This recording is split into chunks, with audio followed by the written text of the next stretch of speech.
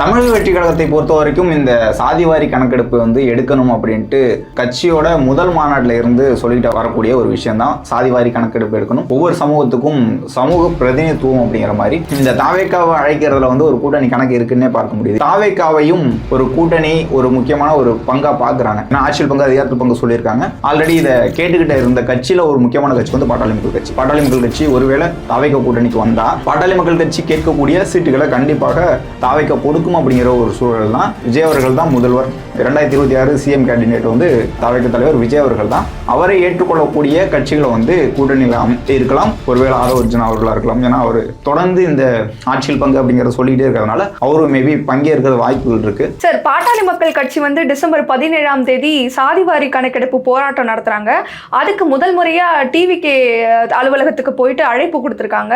இது என்னன்னா கூட்டணி கணக்கா இருக்குமோன்னு அரசியல் வட்டாரத்துல நிறைய பேச்சுகள் போயிட்டு இருக்கு. சோ இது கூட்டணியா இருக்குமா சார்? பாட்டாளி மக்கள் கட்சியை பொறுத்த வரைக்கும் இதுவரைக்குமே பிஜேபி அதிமுக கூட்டணியில் தான் பயணிச்சு வந்திருக்கிறாங்க. அதாவது 2016 மாற்றம் முன்னேற்றம் அன்புமணி அப்படின்ட்டு அவர் தனியாக 234 தொகுதியிலையும் போட்டிட்டார். அப்பதான் பாட்டாளி மக்கள் கட்சி ஆட்சியை பிடிக்கும் அப்படின்ட்டு சொல்லியிருந்தாங்க. பெருவாரியாக ஒரு சமூகத்தோட வாக்குகளை மட்டுமே மையப்படுத்தி இருக்கக்கூடிய கட்சி தான் பாட்டாளி மக்கள் கட்சி. ஒட்டுமொத்த எல்லா சமூகத்துக்கும் போராடினாலும் முக்கியமாக ஒரு குறிப்பிட்ட சமூகத்துக்கு மட்டுமே வாக்குகளை வச்சு அந்த மக்களுக்கான போராட்டமாவே தொடர்ந்து போயிட்டு இருக்கக்கூடிய கட்சி. 2016 மாற்றம் முன்னேற்றம் அன்புமணி நான் தான் முதலமைச்சர் வேட்பாளர் அப்படின்னு இருந்தார். அதன் பிறகு கூட்டணிக்கு போவாங்களா போக மாட்டாங்க. ஏன்னா தொடர்ந்து மாறி மாறி இருந்திருக்காங்க. திமுகவில் இருந்திருக்காங்க, அதிமுகவில் இருந்திருக்காங்க நிலையில இப்போ 2019 பாட்டாளி மக்கள் கட்சி அதிமுக கூட்டணியில போகுது, அதிமுக பிஜேபி கூட்டணிக்கு போகுது அப்படிங்கிறதே பெரிய ஒரு எதிர்ப்பும், போகவே மாட்டோம் திமுக அதிமுக நாங்க தான் மாற்று அப்படின்னு வந்த கட்சி மறுபடியும் கூட்டணிக்கு போகுதுன்னு நிறைய விமர்சனத்துக்கு உள்ளானுச்சு அந்த கட்சி. அப்போ இந்த நீங்க சொல்லக்கூடிய ஆட்சி அதிகாரம்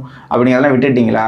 அதுக்கு முன்னாடி ராமதாஸ் அவர்கள் நிறைய கருத்துக்கள் சொல்லியிருந்தாங்க கூட்டணி குறித்து. அதையெல்லாம் திரும்ப திரும்ப கேள்வி கேட்டு அவரை ரொம்ப கடுமையான விமர்சனம்லாம் வச்சாங்க. அப்போ சொல்லிட்டீங்க, இப்போ கூட்டணி போறீங்க அப்படிங்கிற மாதிரி கேட்டாங்க. அதன் பிறகு அந்த அதிமுக பாஜக கூட்டணியிலே பாட்டாளி மக்கள் கட்சி இருந்துகிட்டே இருந்துச்சு, தொடர்ந்துகிட்டே இருந்துச்சு. ஒன்னு அதிமுக கூட்டணியில இருப்பாங்க, அப்படி இல்லைன்னா பாஜக கூட்டணியில. 2024 தேர்தலை பொறுத்த வரைக்கும் பாஜக தனியா ஒரு கூட்டணி அமைச்சாங்க. அது தேசிய அளவுல ஒரு தேர்தல் அப்படிங்கிறதுனால, மோடி வரணுமா வரக்கூடாது அப்படிங்கிற தேர்தல்னால தமிழ்நாட்டில் பாஜகவுக்கும் அதிமுகவுக்கும் பிரச்சனை வந்துச்சு. அப்பதான் எடப்பாடி என்ன பண்றாரு, பிஜேபி கூட கூட்டணி இல்லைன்னு அறிகிறார். அப்போ பிஜேபி கூட்டணியில் இருந்துச்சு இந்த பாட்டாளி மக்கள் கட்சி. இதற்கு முன்பு 2019 ஒரு 18 எம்எல்ஏக்கள் எம்பி எலெக்ஷனுக்கு அப்போ ஒரு 18 எம்எல்ஏக்கான தேர்தலும் வந்துச்சு. அதுல இந்த வட மாவட்டங்கள்ல எங்களோட வாக்கால தான் எடப்பாடி ஆட்சியை தக்க வச்சாரு, இல்லைன்னா எம்எல்ஏ இல்லாம தோத்துருப்பாரு அப்படின்ட்டு 2 பேருக்குமே கிளாஷ் ஆனிச்சு. அதன் பிறகு அந்த அதிமுக கூட்டணியில இருக்காங்களா இல்லையா அப்படிங்கிற ஒரு மோதல் போயிட்டே இருந்துச்சு. எப்பயுமே ஒரு சில கட்சிகளை தேசிய அளவில் இருக்கக்கூடிய கட்சி கூட்டணிக்கு வச்சிருப்பாங்க. அவங்க சொன்னாங்கன்னா இந்த கூட்டணியில் இருப்பாங்க, அவங்க சொல்லலைன்னா கூட்டணி விட்டு வெளில போயிருவாங்க அப்படிங்கிற சுச்சுவேஷன். இப்போ ராமதாஸ் அவர்களுக்கும் அன்புமணி அவர்களுக்கும் என்ன ஒரு பிரச்சனை வந்துச்சுன்னா, எந்த கூட்டணிக்கு போகலாம் அப்படிங்கிற ஒரு பிரச்சனை வந்துச்சு. அப்போ ராமதாஸ் அவர்கள் பிஜேபி கூட்டணிக்கு போகணும் அப்படின்ட்டு அடம் பிடித்ததாகவும் அவரே சொல்றாரு, ராமதாஸே சொல்றாரு. அன்புமணி அவர்கள் தான் அந்த கூட்டணிக்கு போகணும்னு நினைச்சாரு, அவங்களுடைய மனைவிக்கு ஒரு சீட்டு வேணும்னு எதிர்பார்த்தாரு, நிக்க வச்சாரு, ஆனா தோத்துட்டாங்க, இது காரணம் அவங்க தான். அதுக்கு பிறகுதான் அந்த பிளவு வருது, யாரு கூட்டணியை முடிவு பண்றது. ஏன்னா தலைவருங்கிற பொறுப்பை அன்புமணிகிட்ட கொடுத்துட்டாரு ராமதாஸ் அவர்கள். அதன் பிறகு அவர் முடிவெடுக்கிறது தான் எந்த கூட்டணி எத்தனை சீட்டுகள் அப்படின்னு இருந்துச்சு. அதுலேயே முன்னாடி தலைவராக இருந்த ராமதாஸ் அவர்கள் நிறுவனர் பிரச்சனை பண்ணார், அப்பா பிரச்சனை பண்ணார், மகன் ஒரு கூட்டணி போகக்கூடாது போகணும் அப்படிங்கிற ஒரு பிரச்சனை பண்ணார். இப்படிதான் அது தொடர்ந்து போயிட்டு இருக்கு.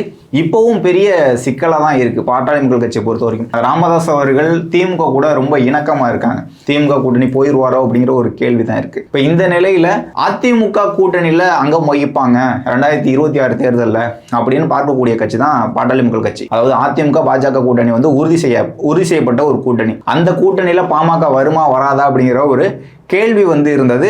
எப்பயுமே பாஜக அதிமுகவோட பயணிச்சதுனால 2026 அவங்க தனித்து போட்டி அப்படிங்கிறத விட்டுட்டாங்க. தனித்து 2016 மாதிரி நான் தான் முதலமைச்சர், அன்புமணி தான் முதலமைச்சர், என்னுடைய மகன் தான் முதலமைச்சர் அப்படின்னு இல்லாம பாட்டாளி மக்கள் கட்சி தான் ஆட்சி பிடிக்க போகுது அப்படிங்கிற பார்வையிலேருந்து விட்டு நாங்க சொல்லக்கூடிய நாங்க அங்கம் வகிக்கக்கூடிய கூட்டணி தான் 2026 வெற்றி பெறும் அப்படிங்கிற பார்வையில 2 பேருமே வந்துட்டாங்க. இப்ப இந்த சூழல்ல எந்த பக்கம் போவாங்க, அதிமுகவிலே இருப்பாங்களா அல்லது ராமதாஸ் அவர்கள் இருக்காங்கல்ல, ராமதாஸ் அவர்கள் திமுக கூட இணக்கமா இருக்கிறதுனால திமுக போயிருவாரோ அப்படிங்கிற ஒரு பார்வை இருக்கிற நிலையில திடீர்னு பனையூருக்கு வந்துட்டாங்க. இருக்காங்க. வழக்கறிஞர் பாலு அவர்கள் வந்து ஒரு அழைப்பு கொடுத்திருக்காங்க. எதற்காக அப்படின்னா, தொடர்ந்து பாட்டாளி மக்கள் கட்சி ஒரு போராட்டம் நடத்திக்கிட்டே இருக்காங்க. அது வந்து சாதிவாரி கணக்கெடுப்பு எடுக்கணும், எங்களுக்கு 10.5% இடஒதுக்கீடு கொடுக்கணும் அப்படின்ட்டு அந்த போராட்டம் வந்து தொடர்ந்து பண்ணிக்கிட்டே இருக்காங்க. இந்த போராட்டத்தோட இன்னொரு பகுதியாக வந்து சாதிவாரி கணக்கெடுப்பு, எல்லா சமூகத்துக்கும் வந்து சாதிவாரி கணக்கெடுப்பு எடுக்கணும் அப்படிங்கறதான் பாமகவோட கோரிக்கை. தமிழக வெற்றி கழகத்தை பொறுத்த வரைக்கும் இந்த சாதிவாரி கணக்கெடுப்பு வந்து எடுக்கணும் அப்படின்ட்டு கட்சியோட முதல் மாநாட்டில் இருந்து சொல்லிட்டு வரக்கூடிய ஒரு விஷயம் தான் சாதிவாரி கணக்கெடுப்பு எடுக்கணும். ஒவ்வொரு சமூகத்துக்கும் சமூக பிரதிநிதித்துவம் அப்படிங்கிற மாதிரி, அது கல்வியிலையாக இருக்கட்டும், வேலை வாய்ப்பாக இருக்கட்டும், அதே போல் இங்கே எம்எல்ஏ எம்பி சீட்டுகளாக இருக்கட்டும், அந்த சமூகங்களுக்கு சரியான ஒரு பிரதிநிதித்துவம் கொடுக்கணும்னா சாதிவாரி கணக்கெடுப்பு எடுக்கணும் அப்படிங்கிற ஒரு கோரிக்கை தான் தொடர்ந்து திமுக அரசு வந்து செய்யணும் அப்படின்ட்டு தாவேக தரப்புலையும் சொன்னாலும், பாட்டாளி மக்கள் கட்சியிலையும் சொன்னாலும், இவங்க வந்து ஒன்றிய அரசு கிட்ட தான் அந்த அதிகாரம் இருக்கு அப்படின்னு சொல்லியிருந்தாங்க. அவங்களும் எடுக்கிறேன்னு சொல்லிட்டாங்க. கிட்டத்தட்ட அடுத்த, அதாவது மக்கள் தொகை கணக்கெடுப்பும் போது தான் வந்து எடுக்க போறாங்க. இப்போ இந்த சூழலில் வந்து திமுக எடுக்கணும் அப்படின்ட்டு பாட்டாளி மக்கள் கட்சி ஒரு போராட்டம் அறிவிச்சிருக்காங்க. டிசம்பர் 17ஆம் தேதி சென்னையில் நடக்குது. இதற்கு திமுகவை தவிர எல்லா கட்சிக்குமே அழைப்பு கொடுத்திருக்காங்க. அவங்க வந்து அதிமுக கூட்டணியில் இருந்தாங்க, பிஜேபி கூட்டணியில் இருந்தாங்க அப்படிங்கறதெல்லாம் தாண்டி ஒட்டுமொத்தமா எல்லா கட்சிகளுக்குமே, அது விசிகாவா இருக்கட்டும், கம்யூனிஸ்ட் கட்சிகளா இருக்கட்டும், எல்லா கட்சிகளுக்குமே அழைப்பு கொடுத்திருக்காங்க இந்த சாதிவாரி கணக்கெடுப்பு எடுக்கணும்ட்டு. அப்படிதான் தாவேகாவும், இந்த தாவேகாவை அழைக்கிறதுல வந்து ஒரு கூட்டணி கணக்கு இருக்குன்னே பார்க்க முடியுது. ஏன்னா அவங்களுக்கு 2 ஆப்ஷன் இருக்கும், ஒவ்வொரு கட்சிக்குமே 2 ஆப்ஷன் இருக்கும். ஒன்னு திமுக இல்லைன்னா அதிமுக. இப்படி இருந்த ஒரு சூழல்ல தாவேகா புதுசாக வந்திருக்கிறதுனால தாவேகாவையும் ஒரு கூட்டணி ஒரு முக்கியமான ஒரு பங்கா பாக்குறாங்க. ஏன்னா ஆட்சியில் பங்கு, அதிகாரத்தில் பங்கு சொல்லியிருக்காங்க. ஆல்ரெடி இதை கேட்டுக்கிட்ட இருந்த கட்சியில ஒரு முக்கியமான கட்சி வந்து பாட்டாளி மக்கள் கட்சி. ராமதாஸ் அவர்களாக இருந்தாலும் சரி, அன்புமணி அவர்களாக இருந்தாலும் சரி, அதிகாரத்தில் பங்கு வேண்டும் அப்படிங்கிறத அவங்க தொடர்ந்து கேட்டுட்டு இருக்காங்க. ஒன்றிய அளவில் அதிகாரத்தில் பங்கு எடுத்த கட்சி தான் வந்து பாட்டாளி மக்கள் கட்சி. தமிழ்நாட்டு அளவில் வந்து எடுக்கல. இந்த நிலையில் தமிழக வெற்றி கழகம் ஆட்சியில் பங்கு, அதிகாரத்தில் பங்கு அப்படிங்கிறத கொடுக்கும் அப்படிங்கிற சூழலில் ஒருவேளை வந்துருவாங்களோ, பாட்டாளி மக்கள் கட்சி வந்து தாவேகா கூட்டணிக்கு வந்துருவாங்களோ அப்படிங்கிறது ஒரு ப்ளஸ் பாயிண்ட் தான். 2 பேருக்குமே ஒரு என்ன சொல்றது, ஒரு நல்ல விஷயம் தான் அப்படின்னு பார்க்க முடியுது. பாட்டாளி மக்கள் கட்சி ஒருவேளை தாவேகா கூட்டணிக்கு வந்தா பாட்டாளி மக்கள் கட்சி கேட்கக்கூடிய சீட்டுகளை கண்டிப்பாக தாவேகா கொடுக்கும் அப்படிங்கிற ஒரு சூழல் தான். அதே போல அவங்க கேட்கக்கூடிய அதிகாரமும் எந்த அமைச்சரவை கொடுக்கணும் அப்படின்னு ஒரு கேட்குறாங்க, அதையும் கொடுக்கக்கூடிய ஒரு சூழல் தான். மேபி இது கூட்டணியா அமையுமா அப்படிங்கிறது போக போக தான் தெரியும். ஏன்னா தாவேகாவை பொறுத்த வரைக்கும் இப்ப நடந்த நிர்வாகிகள் குழு கூட்டத்தில் கூட கூட்டணி குறித்து முடிவு பண்றது தலைவர் அவர்கள் தான் அப்படின்னு தான் தீர்மானம் பண்ணிட்டு தொடர்ந்து இதை தான் அடுத்த தீர்மானங்களையும் நிறைவேற்றப்பட்டு வருது. எல்லா பொதுக்குழு கூட்டத்திலையும் செயற்குழு கூட்டத்திலும் இதுதான். தலைவர் வந்து விஜய் அவர்கள் தான் முதல்வர்.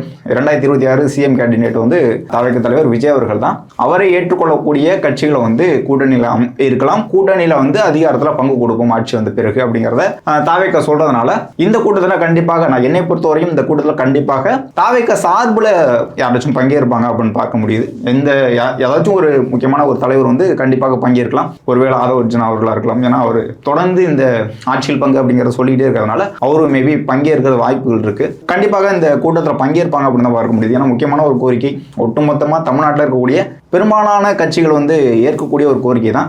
இது கூட்டணியா மாறும் அப்படிங்கிற ஒரு வாய்ப்பும் இருக்கு. ஏன்னா அதிகாரத்தில் பங்குங்கிறது வந்து எல்லாருக்குமே தேவை, அவங்களும் கேட்க வாய்ப்புகள் இருக்கு. இப்போ இந்த அன்புமணி பாமக, ராமதாஸ் பாமக ஒன்னாகுமா, அல்லது இவங்க அதிமுக கூட்டணியில் இருப்பாங்களா, அல்லது திமுக கூட்டணிக்கு போவாங்களா அப்படிங்கிற நிலையில தாவேகாவும் ஒரு ஆப்ஷன் அப்படிங்கிற மாதிரி தான் இந்த அழைப்புல தெரிய வருது. மேபி கூட்டணி அமைக்கிறதுக்கான வாய்ப்புகள் இருக்குன்னு தான் நம்ம பார்க்கலாம்.